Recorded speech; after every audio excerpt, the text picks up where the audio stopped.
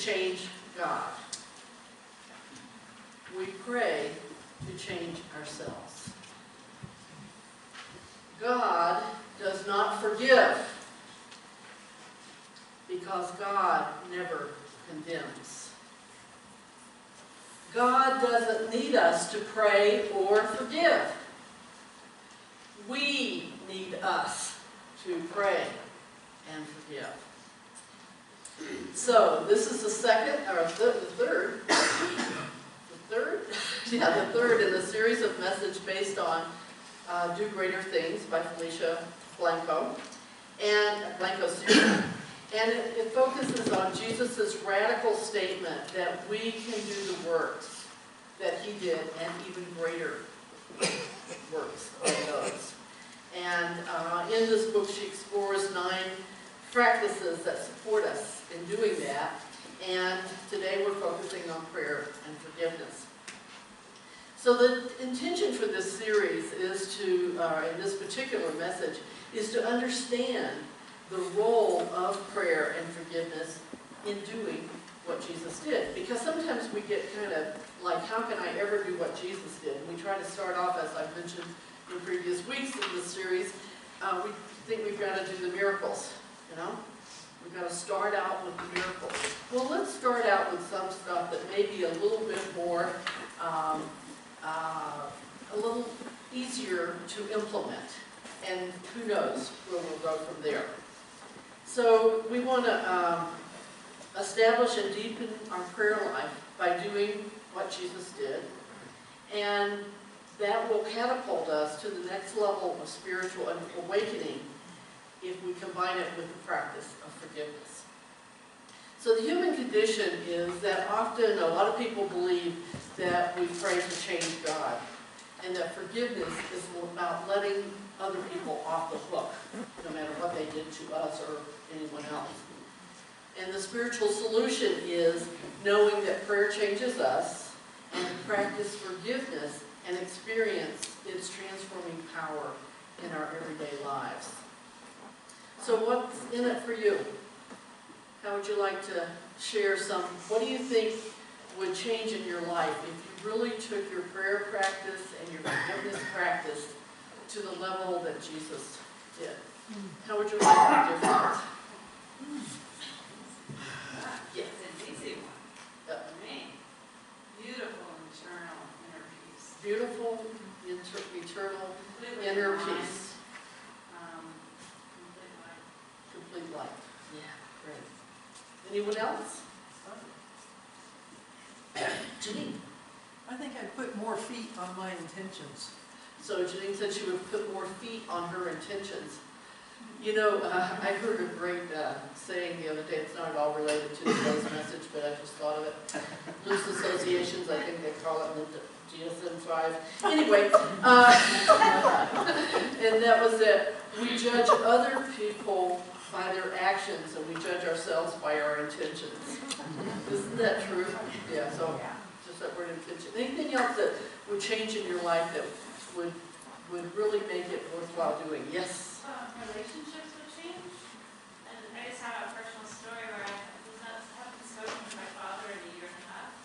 And in December I did a lot during the past, and we just had a conversation 2 weeks ago. All right, so a healing conversation with your father and forgiveness. Wonderful. That's great. I was just going to say clarity. Clarity. And emotional fulfillment. And a sense of satisfaction. What kind of fulfillment? Emotional. Emotional fulfillment. Yeah. Okay. Be more present. Be more present. Yeah. Okay.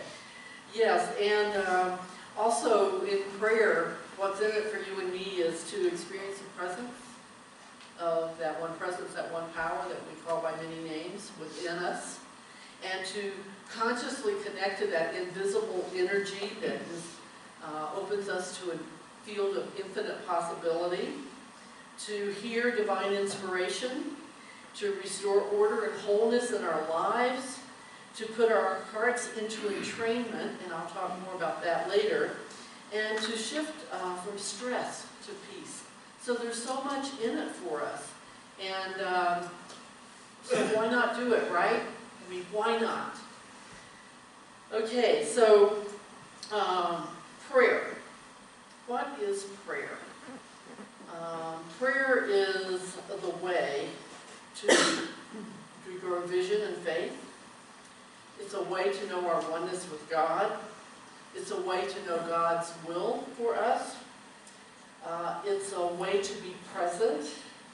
And it's a way to pre-prayer our hearts. Okay? There's several, she quoted several people, and I thought it was one of the best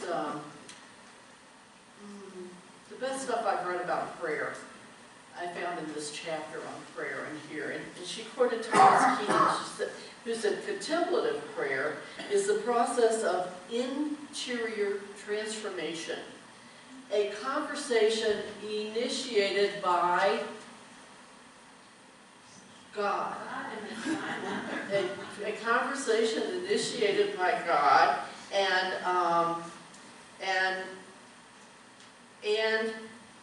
leading us if we consent to divine union.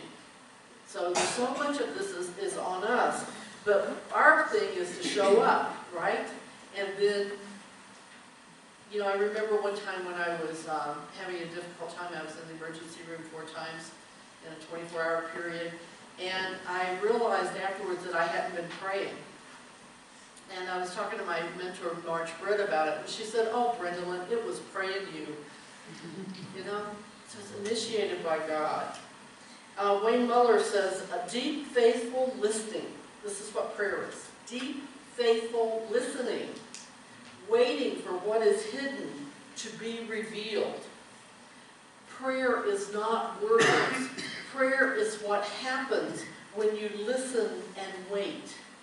Prayer is beneath the words. I love that because so many people think prayer is about talking. I think it's one of the biggest challenges in prayer chaplain training to get people to not use so many words. You know? Merle Fillmore, our Unity co-founder, said, prayer lifts the individual into a wonderful sense of oneness with God, who is spirit, the source of every good and perfect thing. Alicia, in her book, says, prayer is the time we spend fostering a relationship with the divine. It is the time we set aside and the method we use to gain a deeper understanding of who we are, who God is, and who we are in relationship to God. Jesus understood that in order to experience the kingdom of heaven, which was his primary teaching, he had to have a relationship with the presence. So prayer led Jesus inward, where he discovered the truth about the nature of his own being and his relationship to the Creator. And that's what prayer does for us. Prayer leads us inward, where we discover the truth about the nature of our being and our relationship to our Creator. She says, prayer is not to a God outside us, beseeching it to save us from life's hardships, right? Or to intervene for us when we're faced with difficulties. That's what I used to think prayer was. Prayer is not to a God that is selective or capricious, a God that listens to some prayers and ignores others, or maybe even denies others. Prayer is not to a God that is unpredictable. And answered prayer is not contingent on us doing or saying the right things. Prayer is how we consciously connect with the divine in order to allow it to be expressed through us unimpeded. And it's a vehicle through which we discover the potential, our potential, for wholeness and perfection and expansion. And that wholeness and expansion lies at the heart of every situation and within each of us. So how did Jesus practice prayer? He performed extraordinary acts of compassion, generosity, power, and wisdom because he was prayed up and pre-prayered. Okay? And we can be too. He was a conduit through which God expressed because he was prayed up and pre-prayered. And so can we be. He did not beseech God. He did not pray to get God to do something. He prayed to know God. His sole intention in prayer was to realize union with the Creator. And he prayed not to be spared from life's challenges, but to know how to be fully present for them in a way that allowed him to evolve into more of the man who was meant to be. And that's what it's up to us too.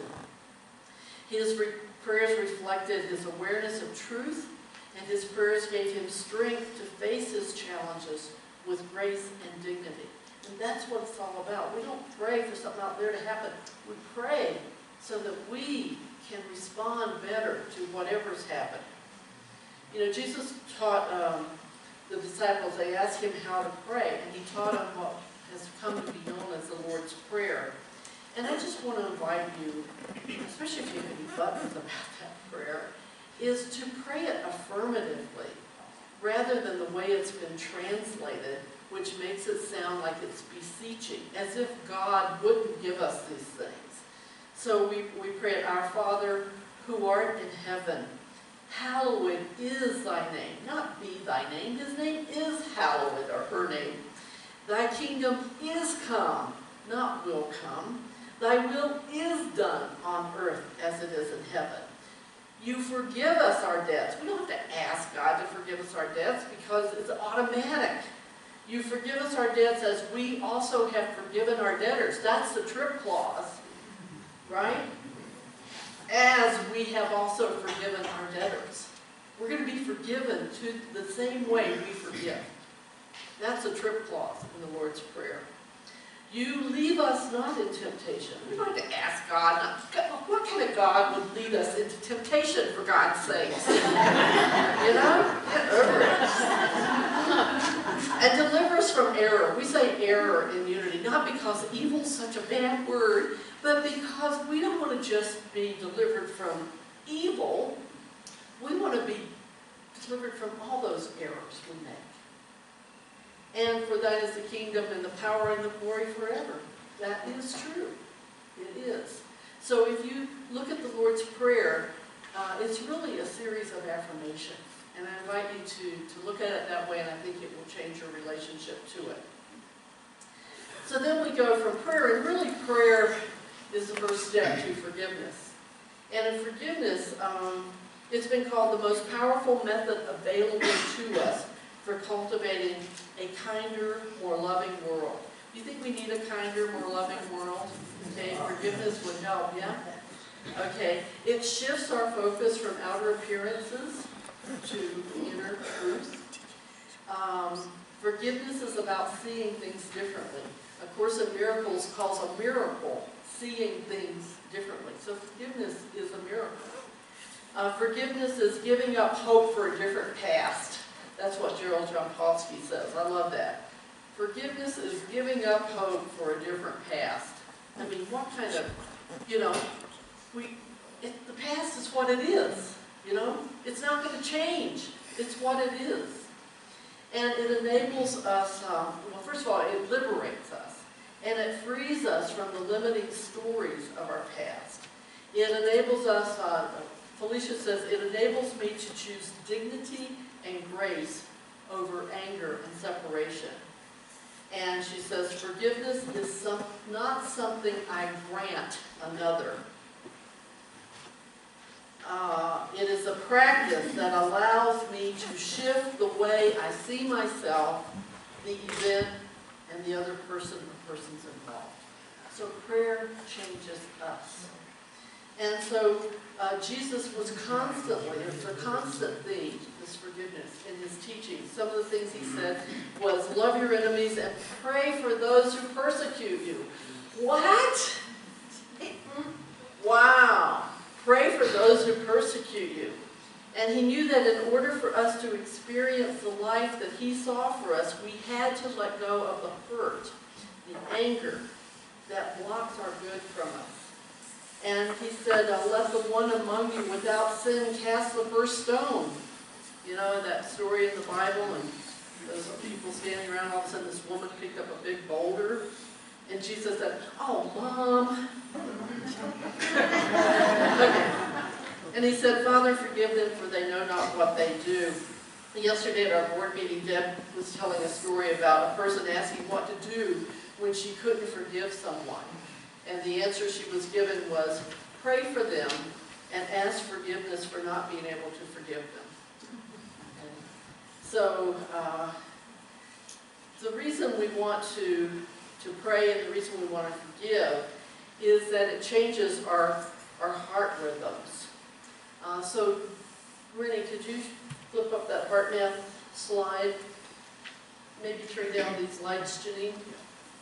So this is what happens when we are in, on the left side is when we are stressed. That's our respiration, our heart rate variability, and our pulse transit time. I think it looks like static on a radio. And the HeartMath Institute has done this research, and when we get out of our heads and where all the frustration and stress is, and we go into our hearts, we go into entrainment, which is represented on the right side. So if you can think about it as in terms of prayer and forgiveness, the results are akin to that right side. When we're in prayer and forgiveness, our heart goes into a trainment. And when we're feeling frustration, guess what? It's time to pray and forgive. Bruce Lipton, she quotes Bruce Lipton in this book, and it's so good. Bruce Lipton is a former medical school professor, a researcher, author, and right now internationally renowned speaker. He said, when life is flowing along and all is well, the body's energies are directed toward maintaining life-sustaining functions such as digestion, respiration, and circulation.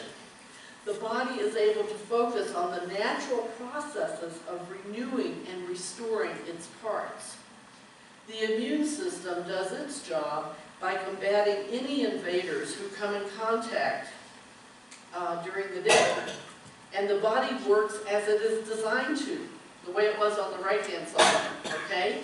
Providing us with the energy and focus that we need to be fully present.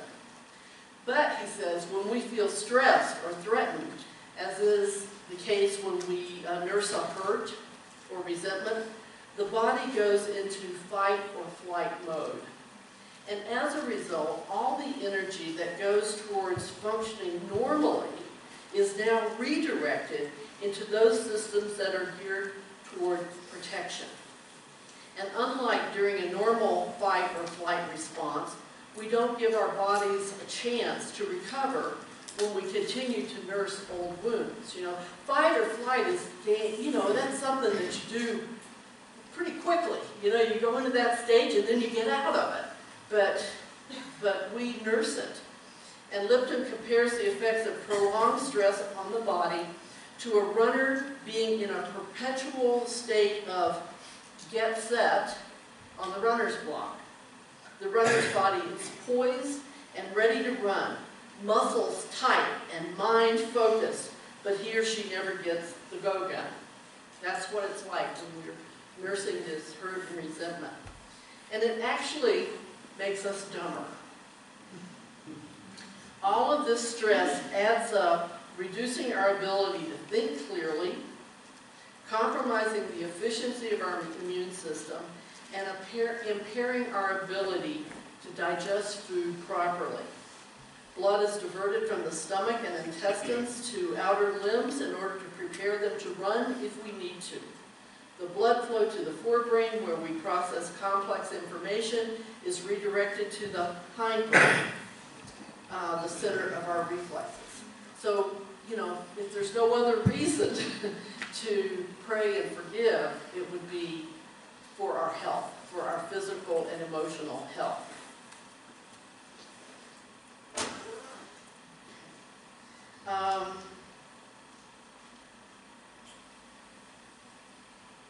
So how do we do this? How do we start this practice? How do we enhance our practice of prayer and forgiveness?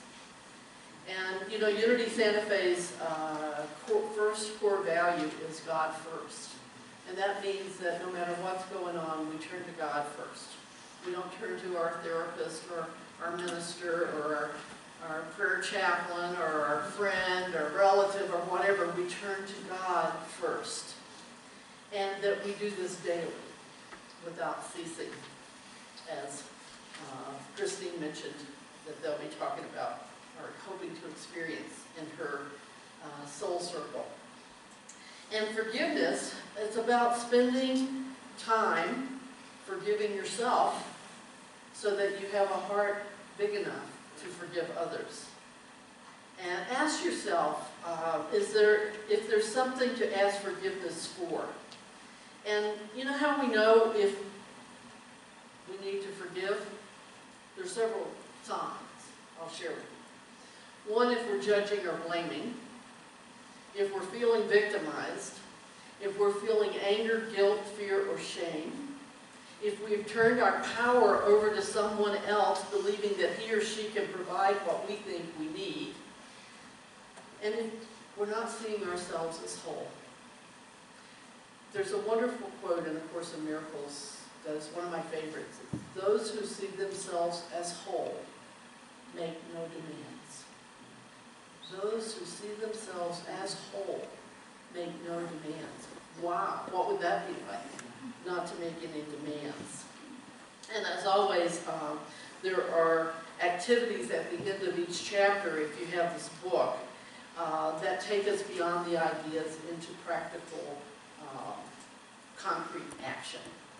So I celebrate that we go forth from this time together more committed than ever to practicing prayer and forgiveness, and thereby doing what Jesus did, leading us to doing even greater things.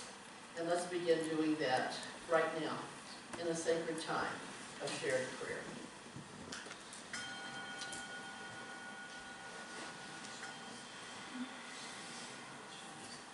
So I invite us to take a moment to be present to this moment,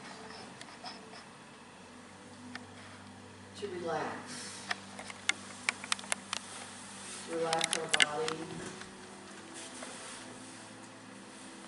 to quiet our minds, and to open our hearts.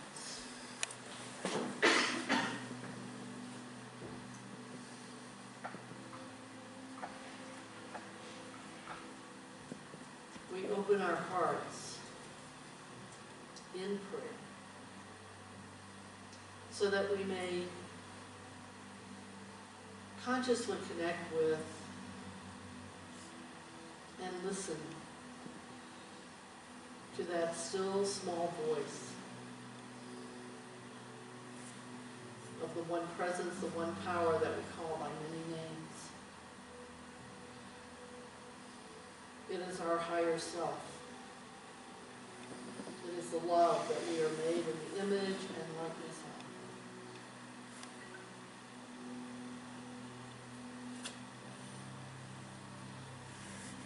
We pray to know it, to know ourselves and our relationship with it in a deeper way.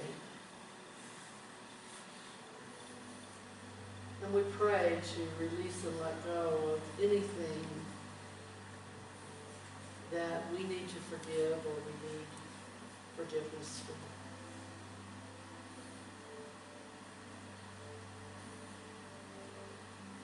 And so we do that right now.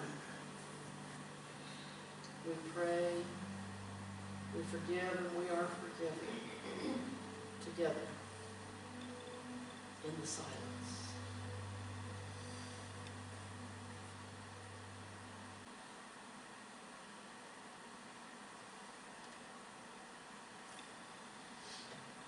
as we gently bring our attention back to this time and place. Silently say, divine love that I am. That I am dedicated to being prayed up and pre-prayer, and that I am forgiven as I forgive. Thank you, thank you, thank you. That it is so, and so it is, and so I am.